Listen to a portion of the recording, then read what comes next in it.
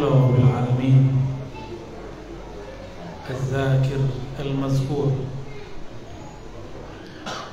الذي أمرنا بذكره وقال يا أيها الذين آمنوا اذكروا الله ذكرا كثيرا أشهد أن لا إله إلا الله أشهد أن محمدا عبده ورسوله اللهم صل على سيد الذاكرين سيدنا أحمد سيدنا محمد وعلى آله وصحبه خليفته وسلم. Baik jemaah Bapak Ibu yang bukan Allah, ini saya datangnya lebih awal. Jemaahnya masih nyangkut di jalan, masih di mujahidin tadi ya. Kajian kita tentang investasi rohani. Apa arti investasi? Bisa berarti tabungan, bisa berarti simpanan berharga dan lain sebagainya.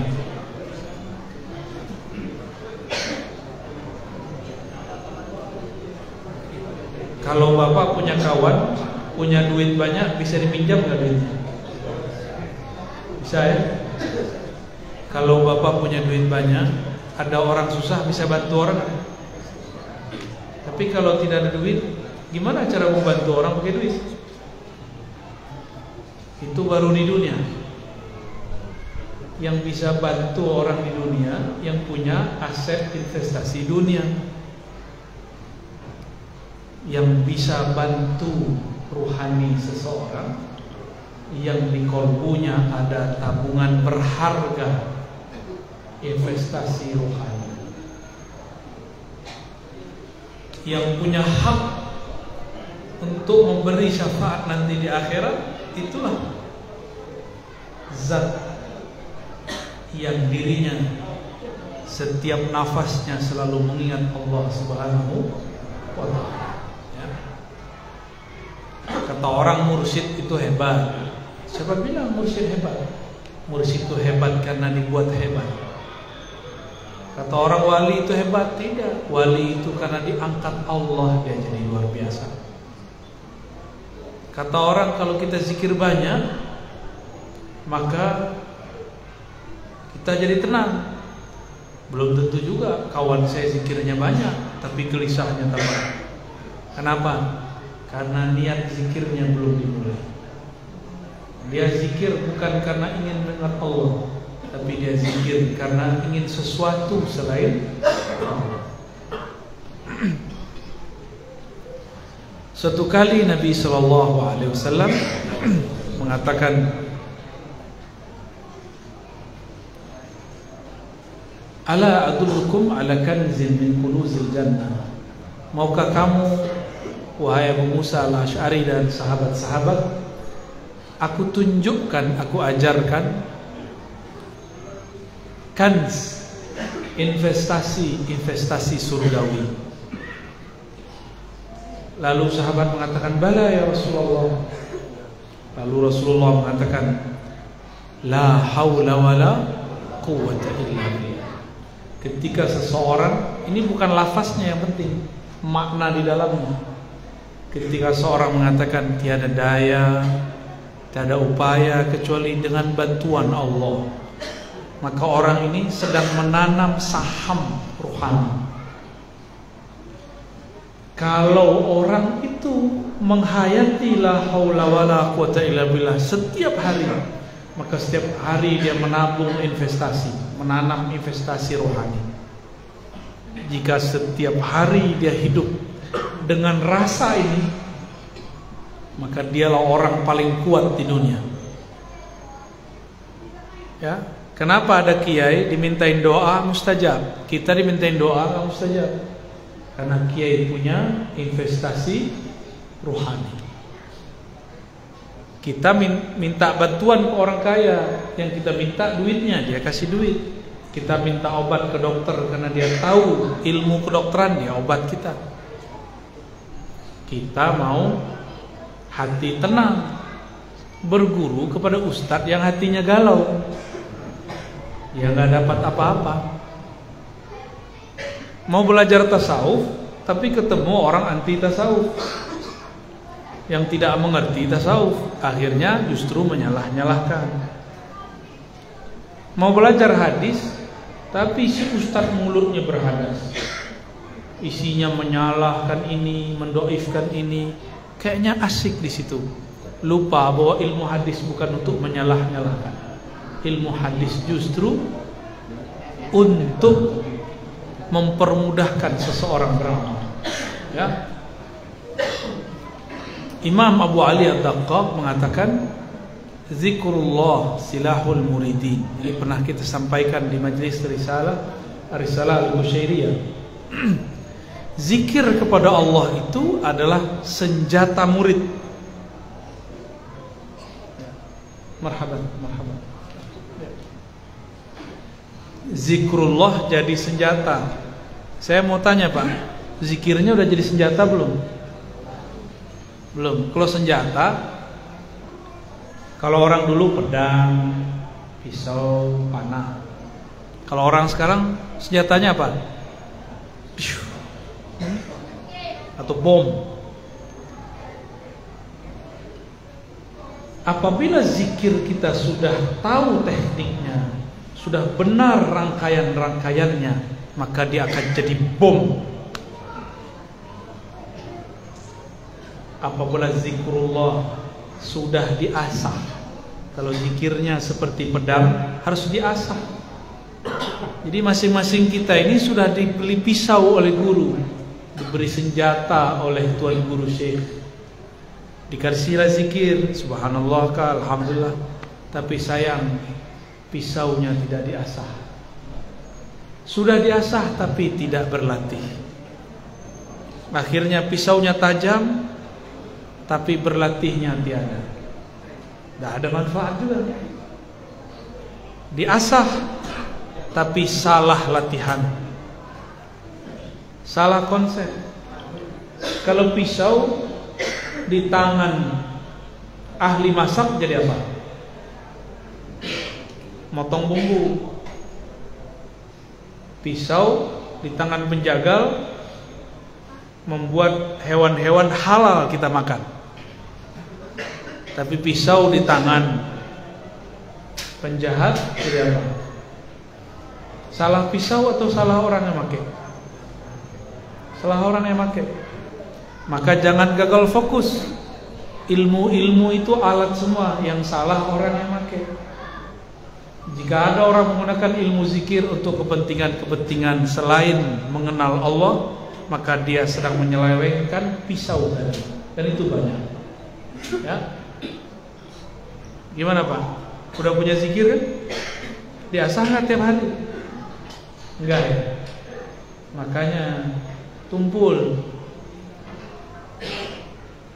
Kalau lagi ada gejolak di hati, itu pisau, itu senjata nggak bisa untuk melawan musuh. Kalau kita sedang bertemu musuh, nih ketemu musuh, tapi tidak punya keberanian, nggak punya senjata, ada senjata tapi tumpul, cemas nggak? Cemas. Kalau kita nggak punya senjata, nggak punya alat asahan, maka caranya ada. Maka Nabi bilang, ala adullukum ala kanzin min kunuzil jannah. Maukah kamu aku tunjukkan jalan pintas? Inilah perbendaharaan ruhani, yaitu la haula wala quwwata. Bukan lafaznya, maknanya. Berserah diri total kepada Allah. Ya. Ketika seseorang menolkan dirinya, di saat itulah keberanian muncul. Di saat seseorang itu berlindung kepada Yang Maha Esa, meskipun dia nggak punya senjata, dia dilindungi oleh Yang Maha menciptakan senjata. Jadi kita ini nggak perlu jadi orang hebat, tapi dekat-dekatlah sama orang hebat. Nanti dikira hebat kan? Nggak perlu jadi penguasa, jadi teman penguasa cukup. Jadi guru penguasa, jadi kawan penguasa, jadi saudaranya cukup. Nanti urusan kita dimudahkan. Ya. Kalau kita nih datang ke satu kampung. Di kampung itu banyak preman. Banyak preman, Pak. Tapi ketua premannya sahabat kita. Itu semua preman hormat gak? Wih, abang. Gimana? Kita nggak punya pasukan, kita nggak punya senjata, nggak apa-apa. Tapi kita punya aset. Maka ilmu mengenal itu adalah aset. Kenal Allah itu adalah senjata terbaik. Maka benteng terbaik bukan dinding-dinding yang tebal, pagar-pagar yang berlapis. Benteng terkuat adalah kenal Allah Subhanahu wa ta'ala. Kenal dengan penguasa. Kalau cuma kenal dengan pemilik penguasa negeri, ya seorang gubernur, bupati, presiden paling cuma 5 tahun, paling lama 2 periode. Kalau kita cuma dengan berkawan dengan mereka, lalu kita memusuhi kawan kita, menindas yang lain, setelah orang ini turun kita dibenci orang. Maka kita bukanlah pembenci penguasa atau pencinta penguasa. Kita biasa-biasa, ya. Jadi kita nggak dituntut benci-benci, nggak ada kewajiban benci-benci penguasa. Yang ada cuma mendoakan siapa yang mengurus negeri ini. Mau penguasanya siapa terserah, ya. Semoga Allah bimbing ulama dan umara. Amin ya rabbal alamin.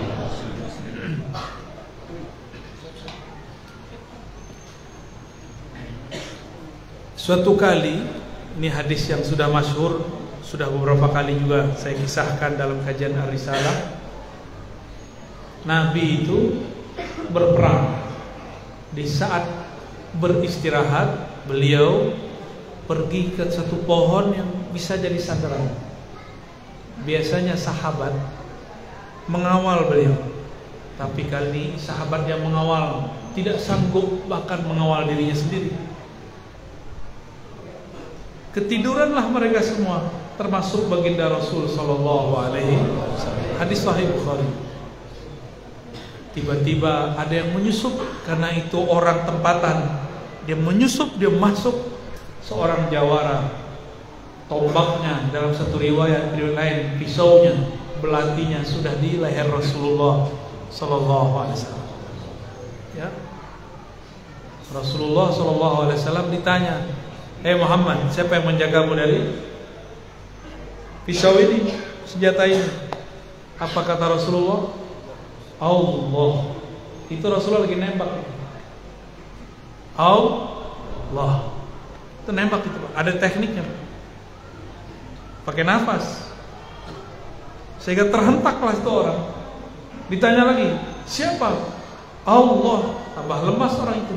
Yang ketiga terjatuhlah dia. Lemas tangannya.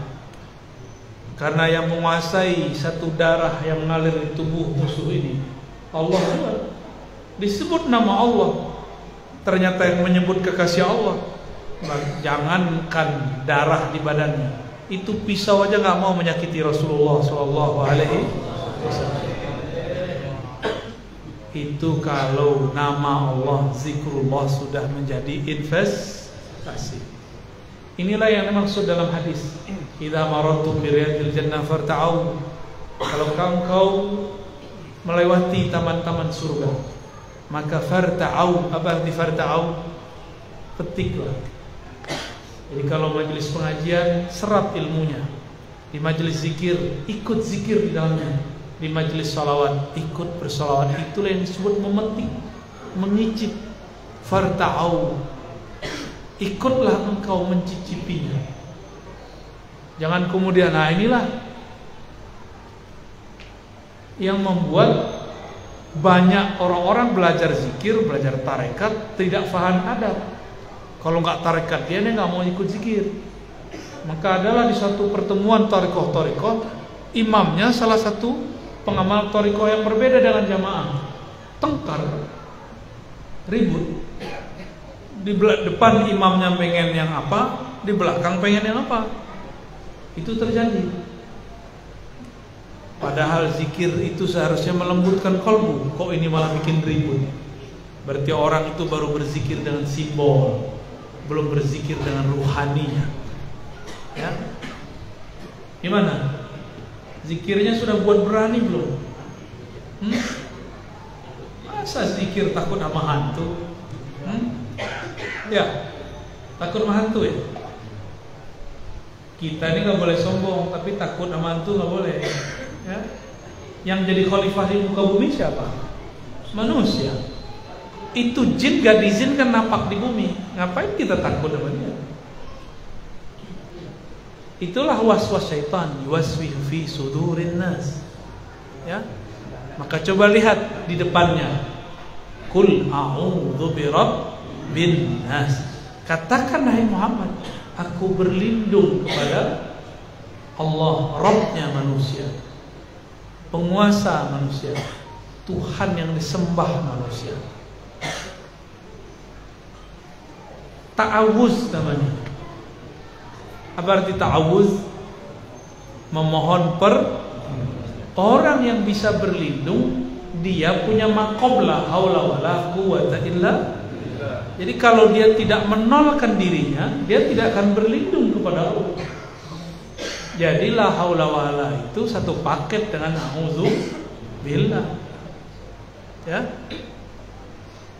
Maka saya mengajak, kalau mau zikir pagi sore, dimulai syahadat, selain subhanallah, alhamdulillah, Allahu akbar, la ilaha illallah, tambahkan la haula wala quwwata illa billah. Itulah isi qalbu Rasulullah. Qalbu Rasulullah itu qalbu la haula wala quwwata illa billah. Karena beliau selalu di situ. Ternyata beliaulah yang memegang kunci surga. Maka di kolbunya ada sir rahasia la haula wala, ada sir subhanallah, ada sir la ilaha illallah di kolbu Nabi. Kan taman surga. Jadi taman surga hakiki ada pada diri orang yang berzikir. Inilah sebabnya kenapa ahli zikir didatangi oleh orang-orang yang haus dengan persoalan surga. Ingin berkunjung ke surga, sebelum masuk surga, kunjungilah siapa yang kolbunya sibuk mengingat yang nama orang itu ada di dalam surga, Nabi Muhammad sallallahu alaihi wasallam. Dalam Israiliyat yang dinukil oleh Imam Asyuti, tapi Asyuti mendiamkannya, berarti beliau menganggap ini makna sahih. Dedaunan surga ruasnya bertuliskan Muhammad, bertuliskanmu, tapi ini bukan huruf hijaiyah biasa, ini huruf sana, huruf surga. Huruf itu banyak, ada ribuan huruf di alam sana. Di antara huruf itu yang diturunkan ke bumi ini, yang masih berhubungan dengan alam sana, itu cuma huruf hijaiyah. Berapa huruf hijaiyah? 28 itu huruf dari sana. Makanya Allah ketika turunkan Al-Quran, ada yang diturunkan ayat-ayat di sana. Jadi ayat ada yang turun ke bumi alam ini, bumi zahir, ada yang turun ke bumi alam lain. Namanya Jabarut. Alam Jabarut dan Malakut ada di Quran. Di sana tertulis alif, lam, mim. Itu ayat dari sana Pak diturunkan. Ya. Alif, lam, ra, kaf, ha, ya, ain, shad, tha, yasin. Itu dari sana. Oleh karena itu orang Arab tidak paham, apalagi kita yang bukan Arab. Itu huruf hijaiyah yang dipakai oleh orang Arab. Arab pun tak paham. Sampai datanglah Sayyidina Ali yang mengambil ilmu langsung dari kota ilmu. Beliau menjelaskan makna itu, diturunkan kepada Sayyidina Abdullah bin Abbas. Maka Sayyidina Ibn Abbas adalah imam dari kalangan sahabat yang mengerti rahasia-rahasia huruf. Dan itu semua ada di qalbu Nabi Muhammad sallallahu alaihi wasallam. Ya. Imam Syuti mengatakan dalam riwayat yang dia nukilkan, dalam Al-Khasa'is Al-Kubra. Perempuan-perempuan surga, bidadari-bidadari yang sangat cantik. Nggak ada apa-apanya dengan kecantikan artis di Indonesia. Artis paling cantik siapa coba? Kok dia? Kata dia BCL katanya. Siapa Pak artis paling cantik? Pasti yang tahun 80-an yang disebut. Tergantung generasi. Ya. Siapa artis paling cantik? Itu artis Pak, disuntik. Ada suntik botok namanya. Biar putih, kenyal, betul-betul dahsyat. Kalau kita ngelihat langsung nafsu kita laki-laki. Nah, kelaki-lakian kita muncul. Kalau kata Bang Dodo ini, aku ingin menafkahimu. Itu di surga lebih bening dari itu. Bahkan urat-urat darah, pembuluh darahnya terlihat, saking bening orang itu. Perempuan-perempuan surga. Gak tahan Pak kita ngeliatnya. Bahkan beberapa orang masuk surga sujud, dikira itu Tuhan. Ya? Apa kata si bidadari? Mas, aku bukan Tuhanmu. Aku istrimu, kata dia. Oh, kok kamu cantik sekali ya, terang sekali. Itu baru bidadari, belum ratunya bidadari. Kata Al-Imam Asyuti, urat-uratnya bertuliskan nama Muhammad. Semuanya. Kalau ada kelihatan ya pembuluh darahnya itu kalau dibaca bertuliskan Muhammad. Saya setelah mengenal ada namanya huruf Jabarut, huruf dari alam sana, lalu ada huruf di bumi, baru saya paham maksud riwayat itu. Dulu nggak ngerti baca kitab, nggak ngerti maksudnya apa. Masa ada tulisan Muhammad di badan bidadari? Nggak mungkin. Tapi ternyata masuknya begitu. Ada aksara-aksara lain di alam sana. Ya. Maka dikunci di dalam Al-Quran Alif Lam. Tapi dalam tafsir ditulis hanya Allah yang mengetahui. Itu kurang tepat. Benar tapi kurang tepat. Untuk orang awam boleh, tapi untuk guru, kiai, ulama dia harus cari tahu. Ya, harus cari tahu bahwa ada maknanya di dalam tafsir. Baik. Jadi kolbu Nabi ini, di dalam kolbu beliau ada apa? Ada hakikat la haula wala quwata illa billah. Inilah yang membuat beliau ini bergerak bukan dengan nafsunya. Kirim sahabat ke Ethiopia, nyampe di sana direcokin oleh kafir Quraisy, hampir saja gagal. Selesai misi balik. Lalu beliau juga mau hijrah ke Taif, ternyata diusir. Beliau nggak mengeluh, nggak ada mengeluh. Ini baru cekcok antara pengurus masjid, udah pengen mundur aja ya. Kalau begini mundur nggak mau ngurus masjid. Mundur aja, nggak usah berjuang, ya. Baru gitu-gitu doang ngurusin majelis, tersinggung dikit, hilang. Rasulullah kalau kayak ente, selesai nggak ada Islam masuk ke negeri ini, ya. Jadi kita ini kalau mau berjuang mengurus umat, nggak boleh gampang tersinggung, nggak boleh baper ke anak muda. Atau baper Pak? Bawa perasaan dikit-dikit, hatiku sakit, aku tersinggung, kame kata orang, kame. Baik. Rasulullah karena di kolbunya ada hakikat la haula wala quwwata illa billah. Belum menyadari geraknya ini harus mengikuti geraknya Allah. Jangan gerak-gerak sendiri. Karena kita ini bukan Rasulullah, maka lakukanlah segala sesuatu dengan meminta izin kepada Allah. Rasulullah udah kasih tahu caranya. Itu yang disebut salat hajat, salat istikharah. Ya. Jadi mulai malam ini kalau ada kegiatan, ada acara, sholat hajat. Ada niat anak mau dimasukin sekolah, sholat hajat. Ada mau buka usaha, sholat hajat. Mau nikah, sholat hajat, sholat istikharah. Jadi sholat istikharah dan hajat bukan hanya mau nikah, semua apa aja.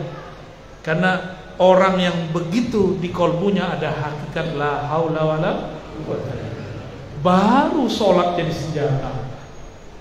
Wasta'inu bis-sabri was-salat. Kalau minta tolong pakai dua senjata, sabar dan sholat. Itu senjata dua-duanya. Berarti Allah itu kalau ngasih senjata bukan senjata fisik. Yang Allah kasih senjata ruhani. Ya. Suatu kali Nabi Muhammad SAW dimi'rajkan, diperjalankan naik ke langit ke-6 dan ke-7. Di langit ke-7 beliau melihat ada seorang Nabi sudah sangat tua, bersandar tapi gagah, tetap tegak, bersandar di Ka'bah tapi warnanya putih. Dilihat wajahnya kok mirip wajah Rasulullah, bedanya lebih tua dari wajah Rasulullah Sallallahu Alaihi Wasallam. Maka beliau tahu, wah ini Nabi Ibrahim, ya, Nabi Ibrahim. Berkalam-kalamlah ruh Nabi Muhammad dengan ruh Nabi Ibrahim. Nabi Ibrahim sudah meninggal, tapi jika ruh sudah mengenal jalan kepada Allah, maka dia bisa bertemu dengan ruh yang hidup di sisi Allah. Maka berkalam-kalamlah beliau, sampailah kepada pembicaraan tentang surga. Jadi asik Pak kalau bisa ngobrol dengan alam sana itu, ya, para wali-wali, para nabi-nabi itu mereka hidup paling enak. Tapi ujian juga paling berat, ya. Ujiannya ujian perasaan, sama suuzon, berburuk sangka. Sampailah pembicaraan mereka mengenai surga, bahan-bahan surga, tanah-tanah surga, pohon-pohon surga, rumah-rumah surga, semua tentang surga. Apa kata Nabi Ibrahim sallallahu alaihi wasallam? Ya. Wahai cucuku Muhammad, baligh ummataka minni assalam. Sampaikan salamku kepada umatmu. Ini umat Nabi Muhammad kan? Umat Nabi Muhammad kan? Ya, antum dapat salam Nabi Ibrahim. Makanya kita baca Assalamualaikum ya Sayyidina Ibrahim. Dapat salam, baru balas ya. Udah lama loh. Jadi ruh bisa kirim salam. Ini di hadisnya sahih. Lalu beliau mengatakan, sampaikan kepada umatmu bahwa sorga itu subur, sorga itu bagus, sorga itu luas. Cuma belum ada rumahnya, belum ada pohonnya, belum ada kebunnya. Terus gimana? Perintahkan umatmu untuk menanamnya sedari masih hidup. Gimana caranya? Perbanyaklah baca zikrullah, subhanallah, alhamdulillah, la ilaha illallah, Allahu akbar. Nih, Nabi Ibrahim ngomong begitu. Kalau di hadis lain, ya, man bana masjidan banallahu lahu baitan fil jannah. Yang membangun masjid maka Allah bangunkan rumah di surga. Ini bukan rumah di sini loh Pak ya, rumah di surga. Satu kali malaikat Jibril membawa Nabi Muhammad mutar-mutar di surga. Udah lelah seharian, Jibril turun. Apa kata Jibril? Hei Muhammad, tahu nggak kamu? Itu surga punya siapa barusan? Itu komplek luar rumah Abu Bakar, baru kebunnya. Kalau masuk ke taman dalamnya, rumahnya Abu Bakar As-Siddiq radhiyallahu ta'ala anhu. Jadi nanti tinggal di surga, itu rumah kita kayak istana gede-gede. Kalau masuk surga, amin. Ya. Sekarang banyak panitia surga soalnya. Dikit-dikit ngancem orang, ya. Dikit-dikit bilang saya saksi nanti di akhirat ente zolim, saya saksi di akhirat ente jahil. Itu yang banyak, message saya banyak begitu. ya kita balesin yang sempat dibalesin. Emang ente masih sempat bersaksi? Ngurus aja diri sendiri. Di dunia aja nggak bisa ngurus diri sendiri. Ya. Aneh bersaksi. Apapun nanti di akhirat kita akan siapkan jawabannya.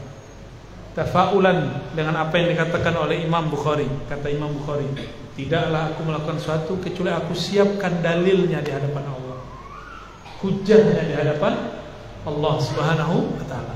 Udah begitu belum? Apa yang kita lakukan hari ini udah disiapkan belum jalannya? Hujahnya. Kalau taat hujahnya apa? Kalau maksiat hujahnya apa? Harus ada semua. Ya. Kita punya anak, punya murid, punya salah. Kalau dia punya hujah, kita maafkan, benar nggak? Apa arti hujah? Alasan yang tepat. Udah punya alasan belum? Belum ya? Mau dikasih alasan nggak? Sayyidina Isa ketika Allah murka kepada hamba-hamba manusia, apa kata beliau? Ini diulang oleh Nabi Muhammad ketika beliau sholat dan hanya membaca satu ayat ini. Ini ada di surah Al-Maidah. Ya Allah, jika engkau marah, ya kami mereka ini masih hamba. Kalau engkau murka, ya Allah, kami kan tetap hambamu juga. Kami mau lari ke siapa lagi, ya Allah? Bermanja-manja. Seperti seorang anak diusir oleh orang tuanya. Oh, pergi. Si anaknya bilang, kalau bapak usir saya mau tinggal di mana? Nah, nggak jadi marah bapaknya. Bapak saya kan cuma satu. Tapi jangan kayak setan, iblis. Iblis itu salah menyalahkan Allah. Ya Allah, saya begini kan engkau juga yang berkehendak. Iblis kurang ajar ya. Dia nggak pernah kuliah ya, nggak pernah nyantri ya, nggak pernah nyantri dia. Seharusnya dia nyantri sama Nabi Adam, tapi dia nggak mau. Dia gengsi, karena Nabi Adam baru lahir. Ya sudah puluhan ribu tahun di surga. Hati-hati bapak yang punya umur lebih tua, jangan remehkan anak muda. Karena zaman ini, zaman Allah turunkan ilmu banyak sekali ke anak-anak muda. Tapi hati-hati juga, jangan sembarang anak muda. Ya. Baik, bapak ibu yang makan Allah. Begitu Nabi Ibrahim gamblang mengasih tahu bahwa investasi surga adalah zikir-zikir. Masih mau ninggalin zikir nggak? Jadi besok pagi, bahkan sebelum tidur, ada zikir Fatimah. Kata Sayyidina Ali, aku tidak pernah meninggalkan zikir ini kecuali di waktu perang Siffin. Aku telat membacanya di akhir malam. Zikirnya sederhana yang kita baca pada sholat. Subhanallah 33, Alhamdulillah 33, Allahu Akbar 33, La ilaha illallah. Mudah nggak? Mudah nggak? Daripada buka Facebook, lebih lama mana? Balas punya orang lebih lama mana? Kenapa? Balas Facebook, pencet-pencet gak bid'ah, tapi pakai tasbih bid'ah. Ente punya akal di mana? Hah? Ente ngata-ngatain ustadz yang hafal ribuan dalil, yang ngaji sudah lama belasan tahun, puluhan tahun, kiai-kiai itu, cuma karena dia pakai tasbih. Tapi ente mencet-mencet tiap malam hujat mereka. Lebih mulia mereka lah daripada mencet-mencet dengan kata-kata itu. Kata-kata kurang ajar kadang-kadang ya. Ada yang berani ngomong ini, ittaqillah ya syekh, takut kepada Allah. Apa bedanya ente dengan khawarij yang dulu bentak Rasulullah? Allah yahdik, semoga Allah berhidayahmu. Ya kita didoain begitu senang ya. Kita didoain begitu senang gak? Senang, tapi dia lupa mendoakan dirinya sendiri. Saya mau tanya Pak, mencet-mencet handphone sama megang tasbih mulia mana? Mana yang lebih bid'ah? Beneran? Sini handphonenya. Gak ada yang mau, imannya kurang semua nih. Oke, ya udah antum balikin handphonenya. Nanti sebelum tidur mau ngamalin zikir? Mau. Satu zikir Allah lipatkan di sana 10. Satu zikir jadi 10 pohon di surga. Satu pohon ente jalan 100 hari, 100 tahun gak lewat-lewat. Besarnya pohon itu. Mau nggak ngamalin? Kalau orang-orang yang kaya nanti di akhirat adalah orang-orang yang rutin menabung zikrul. Kira-kira itu yang bisa saya sampaikan. Ada pertanyaan nggak? Oke. Tafadhol kalau ada yang mau didiskus ya, tafadhol. Baik, terima kasih Ridlah dari Buya. Jadi ada beberapa hal yang beliau sampaikan sebelum kita memulai sesi pertanyaan. Panitia, apakah sudah mulai membagikan? Ya. Jadi kita coba sadur apa yang disampaikan oleh Buya. Kalau salah perlu diluruskan Buya. Jadi tentang tema kita pada hari ini yaitu bagaimana investasi rohani. Bagaimana cara berinvestasi rohani? Yang pertama adalah la haula wala quwwata illa billah. Kita berserah diri kepada Allah, mohon perlindungan kepada Allah. Dan apa senjata investasi rohani? Senjata investasi rohani adalah zikrullah atau ilmu mengenal Allah. Dan itulah diajarkan oleh dunia. Tinggal bagaimana cara kita untuk mempersiapkan senjata tersebut, bagaimana zikir itu kita latih dan kita asah.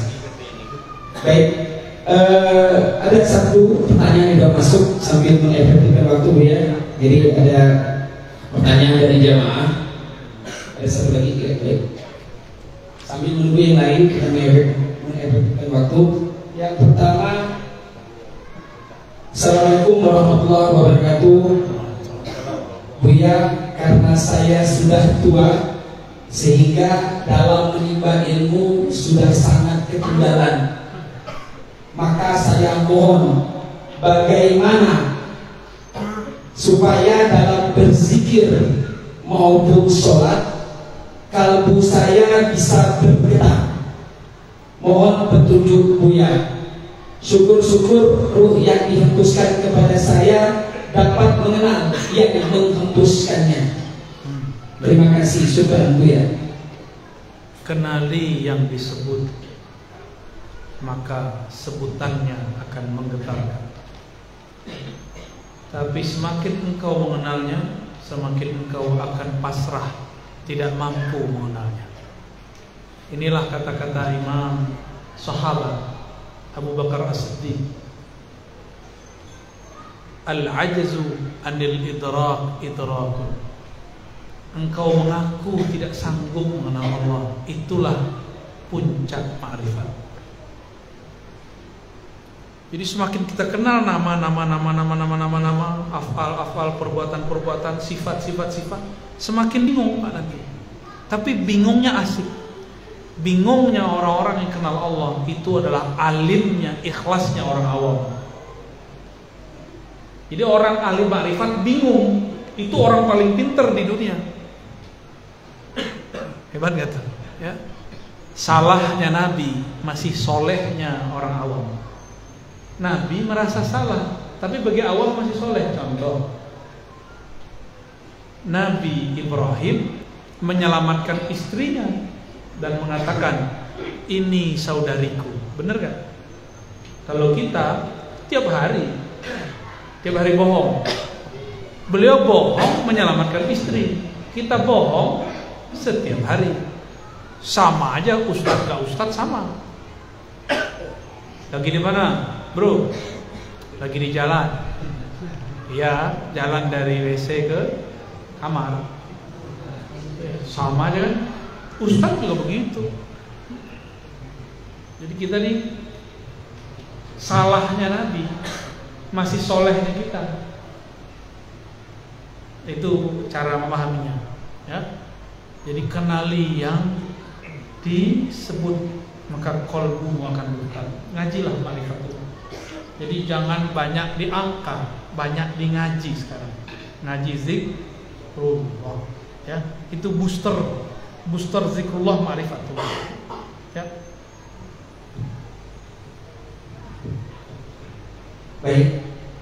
Pertanyaan yang kedua, apakah Nur Muhammad sifat Allah? Mohon penjelasannya. B. Nur Muhammad sallallahu alaihi wasallam kita tidak akan hubung-hubungkan dengan yang tidak berhubungan langsung. Nur Muhammad itu pancaran dari Ahmad. Ya. Jadi pertanyaan itu salah. Pertanyaannya salah. Nur Muhammad itu adalah hembusan Allah yang mengeluarkan cahaya. Cahayanya disebut nur Muhammad. Ini ilustrasi lampu dan cahaya, matahari dan sinarnya. Sinar ini nur. Dia sumbernya matahari. Gas apinya itu Ahmad namanya. Ya. Gas api yang menyembur itu namanya Ahmad. Yang menyemburkannya, yang menghembuskannya Allahu Ahad. Jadi kajian begitu udah ketinggalan, tahu? Jadi kajian Nur Muhammad itu sudah banyak menyimpang. Bahkan ada yang bertanya, apakah sifat Allah berjisim? Ya salah. Mana ada sifat Allah berjisim? Banyak pertanyaan-pertanyaan muncul. Itu pertanyaan iblisiyah. Gak usah bertanya yang gak penting. Kajian Nur Muhammad itu bukan mempersulit orang mengenal Allah, justru mempermudah orang kenal. Udah jelas Nur Muhammad kok masih disebut sifat. Kalaupun iya asma, Allahu nurus samawati wal ardh. Nur itu nama daripada nama-nama Allah. Ya. Kalau sifat lain lagi. Sifat Allah dicipta atau tidak dicipta? Tuh, pusing kan? Tuh, kalau ngaji nggak benar, banyak pertanyaan. Siapa aku? Mana aku? Siapa Nur Muhammad? Ngapain tanya-tanya begitu? Ngapain ngaji mempersulit diri? Ngaji itu mempermudah. Maka saya kasih ringkasan. Ahad, Ahmad, Muhammad, Al-Mahdi, itu ringkasannya. Jangan dibelok-belokin ke sifat, jangan belok-belokin kemana. Ya, itu udah ketinggalan ngaji begitu. Di kitab-kitab lama aja nggak ditulis begitu. Dan ma'rifatullah diturunkan bertahap ke kolbu para wali. Wali-wali Allah itu kan kolbunya mi'raj terus, kan as-salatu mi'rajul mu. Jadi antum kalau nggak mi'raj nggak sholat, gitu maknanya. Jadi sholat kita tadi itu belum mi'raj, belum sholat menurut ahli hakikat. Tapi kita udah ngerasa suci, melihat ada wali nggak sholat curiga. Padahal dia lagi mi'raj. Ya. Ketemu kalau nggak percaya, antum naik ke alam sana, ketemu orang loh. Kok dia di bawah ada di atas, kok dua? Bingung tak? Ya. Jadi yang disebut sholat bagi ahli ma'rifat, ketika rohaninya ketemu Allah, mi'raj kepada Allah. Disitulah Nur Muhammadnya aktif. Jadi tidak ada urusannya Nur Muhammad sifat. Apa itu pertanyaan-pertanyaan begitu? Saya udah bosan dengar pertanyaan begitu. Kedepan tidak ada lagi pertanyaan apakah sifat Allah berjisim, apakah Nur Muhammad sifat Allah. Gak ada lagi pertanyaan begitu. Ya, yang benar Nur Muhammad itu di dalamnya ada tajalli sifat Allah, baru benar. Tajalli, tahu tajalli nggak? Tuh, Bang Jali tahu aja. Ya udahlah, itu ngaji sendiri aja ntar. Beda tajalli sifat dengan sifat. Pusing kan? Itu ilmu Abah Guru Sekumpul itu. Beliau sudah merumuskan, ini dipersulit lagi. Ya, udah dirumuskan pelan-pelan oleh beliau, dipersulit lagi oleh orang yang mahkomnya nggak nyampe. Emang kalau nggak usul mempersulit kajian. Dia kira dia dua ma'rifat, ternyata malah mempersulit orang ma'rifat. Ya, jadi cukup pembahasan begitu. Ya, jangan ada lagi pertanyaan-pertanyaan yang disebut di Quran. La tas'alu an asya. Jangan kamu tanya mengenai sesuatu. Jika tubdalakum, jika diganti itu tasukum, akan mempersulit kamu. Ya. Itu nggak nambah marifat antum kok. Ma'rifat itu mengenal asal usul, bukan menjadi Tuhan. Di dalam diri ada Nur Muhammad. Nur Muhammad sifat Allah, aku sifat Allah. Ya salam, kapan ente jadi sifat Allah? Gak pantas tempat buang itu, tempat buang tai itu jadi sifat Allah. Gak pantas. Ya. Jadi kita ngaji ma'rifat jangan ala tariqatul iblis, ala tariqati iblisiyah, jangan. Ala tariqati al-Muhammadi, tariqah Nabi Muhammad. Yassiru wa la tu'assiru, permudah, kasih pertanyaan yang memudahkan. Ya. Udah ntar saya tulis lah buku tentang Nur Muhammad yang gampang buat antum. Bahkan nggak perlu pakai tulis. 4 ya. Ahad, Ahmad, Muhammad, Al-Mahdi. Selesai kan? Selesai nggak? Kalau nanti ada Dajjal mau turun, Nabi bilang nanti bakal ada Dajjal turun, keluar si Dajjal. Benar kan? Ada hadisnya? Hadisnya sahih. Mesti ada yang kolbunya seperti kolbu Nabi Muhammad, yang bisa mengalahkan orang itu, yang nanti ngasih mandat pedangnya kepada Sayyidina Isa. Karena Sayyidina Isa kalah waktu masih hidupnya. Jadi jangan salah paham, kita ini meyakini bab Nabi Isa turun bukan berarti kita nanti jadi Nasrani semua. Enggak juga. Nabi Isa itu udah bekerja dulu Al-Mahdinya untuk melemahkan si Dajjal dari dalam. Baru Nabi Isa turun. Kalau nggak bisa dia bekerja. Karena dulu aja Nabi Isa ditangkap, kan mau ditangkap, alhamdulillah diselamatkan oleh Allah. Baru dinaikin. Seandainya Nabi Isa bisa membunuhnya dari dulu, udah dibunuh dari dulu. Inilah hebatnya umat akhir zaman. Maka kajian-kajian ma'rifatullah harus yang sudah jelas, nggak boleh jelimet. Dalilnya juga nggak boleh di luar Al-Quran dan Sunnah. Ya, insya Allah kajian Nur Muhammad yang saya sampaikan itu dalil-dalil sudah kita rapikan. Ini bukan Quran, bukan hadis, ini kalam, ilham. Ana minallah wal alam minni, aku dari Allah, alam dariku. Itu bukan hadis Nabi. Itu pertemuan, jadi ada wali ketemu dengan rohaniah Nabi. Dalam alam rohani Nabi berbicara begitu. Itu namanya hadis ilhami. Hadis-hadis ilham. Nggak boleh dijadikan sebagai sebuah dalil, cukup dijadikan sebagai sebuah paham. Ya. Wallahu a'lam bis. Wah, kayaknya jadi takut nanya Nur Muhammad. Yuk lanjut. Pertanyaan yang ketiga ini kurang lebih sama dengan pertanyaan yang keempat, tapi bisa saya rangkum. Mohon diijazahkan talqin zikir salah satu tarekat. Terus mohon juga zikir yang Buya ijazahkan di YouTube, bolehkah kami amalkan? Saya ini hamba Allah, bergerak dengan la haula wala quwata illa billah. Mentalkin pun harus ada gerak itu. Kalau lagi nggak ada gerak itu nggak muncul, nggak bisa dibuat-buat.